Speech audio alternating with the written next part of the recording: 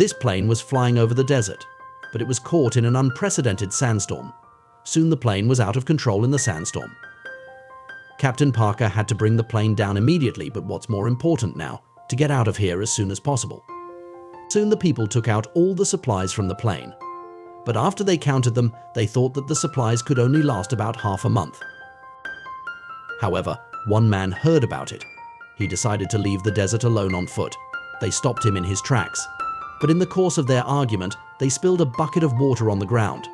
While the men were at their wits' end, Jack suddenly said he was an engineer who made airplanes. After he examined the plane, he thought he could use the parts of this plane to build another one. After hearing this, the people's hope was renewed. Soon they began to build the plane overnight. But then something happened. A spark from the campfire suddenly ignited the fuel.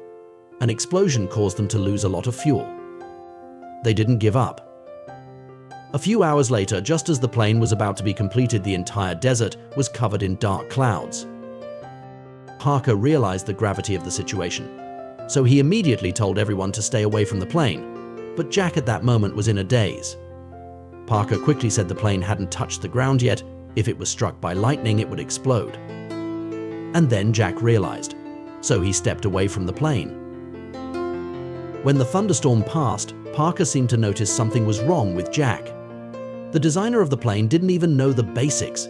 It wasn't long before the plane was finally assembled. But then Parker came across Jack's logbook. He realized that Jack was just a designer of toy planes. The crowd was shocked to learn this.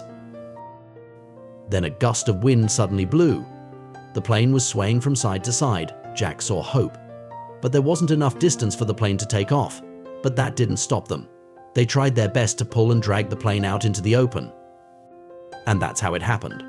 They managed to fly the plane off the cliff and finally escaped from the desert in the middle of nowhere.